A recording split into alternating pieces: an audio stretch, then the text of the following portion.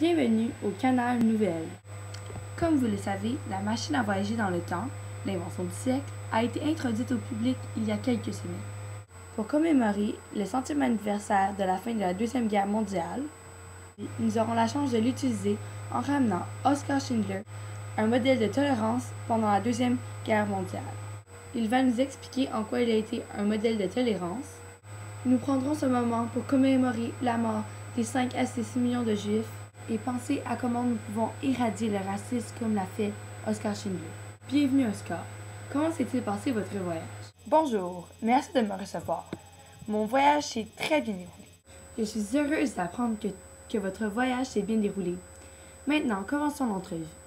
Pouvez-vous nous parler de vous? Moi, Oskar Schindler, je suis né le 28 avril 1908 à Zwickau, en Tchécoslovaquie, dans une famille très pieuse, religieuse et chrétienne. Elle était une des plus riches et importantes familles à Zwickau. Mes voisins les plus proches étaient une famille d'un rabbin juif dont les fils étaient mes meilleurs amis. En 1928, je me suis mariée à ma femme Emily Pilzo. En résultat de la crise économique de 1930, l'entreprise familiale a fait faillite. Sans emploi, j'ai décidé de joindre le parti nazi, comme ont fait plusieurs autres de mes compagnons à l'époque, car c'était une très bonne opportunité d'emploi. Puisque je suis une personne séductrice, manipulatrice et persuasive, je devins rapidement amie avec les chefs Gestapo locaux. De plus, j'avais plusieurs connexions dans le monde militaire. Je fus ensuite recrutée par le service fédéral de renseignement, car j'avais une très bonne réputation. J'ai pris le contrôle d'une usine juive de produits émaillés qui se trouvait à proximité d'un ghetto juif. Dans cette usine, j'employais principalement des travailleurs juifs, car ils étaient la main-d'œuvre la moins chère.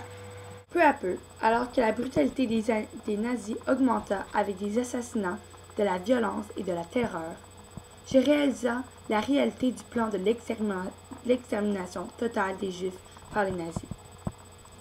Je vis maintenant les Juifs non seulement comme travailleurs, mais aussi en tant que mère, que père et enfants exposés à un massacre impitoyable.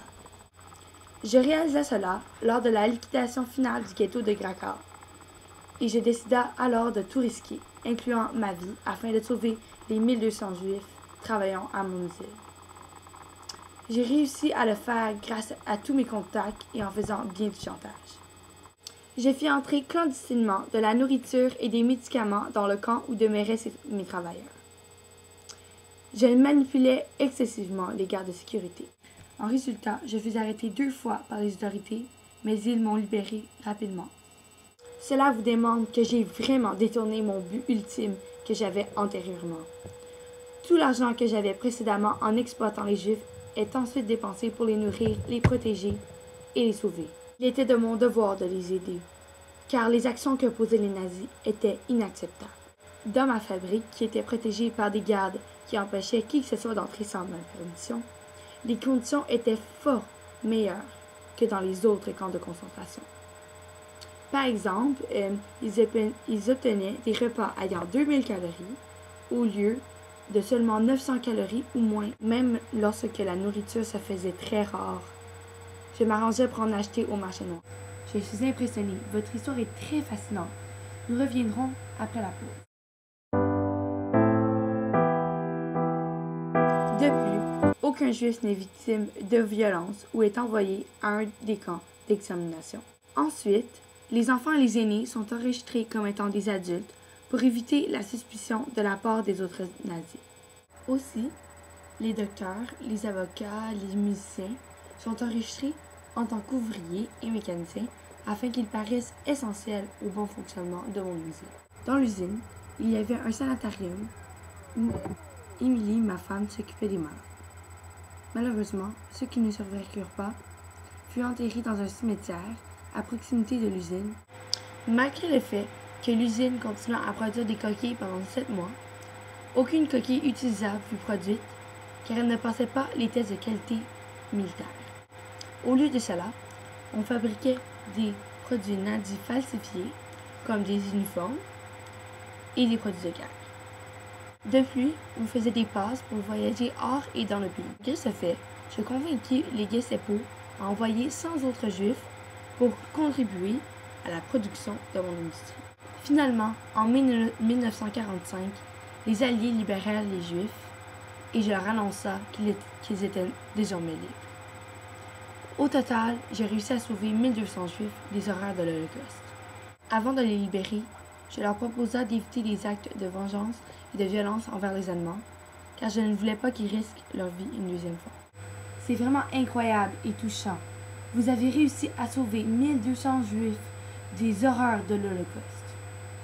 Après plus d'une centaine d'années, je ne réussis toujours pas à croire que j'ai pu les sauver pendant un temps où même les nations les plus civilisées étaient capables d'assassinats de masse systématiques et pendant lesquels des millions de Juifs sont morts dans les camps d'extermination. Merci d'être venu nous rencontrer ce soir et bon retour dans le passé. À la suite de ce témoignage, cela nous fait penser et réfléchir à ce genre de conflit. Pensez-vous que l'éducation pourrait éviter la naïveté de la population face à ce genre de propagande?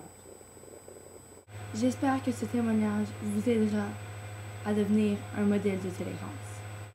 Merci d'avoir écouté le canal Nouvelles 21h. Il est maintenant 22h. Je laisse donc la place à Couscous le cuisinier. Bonne soirée.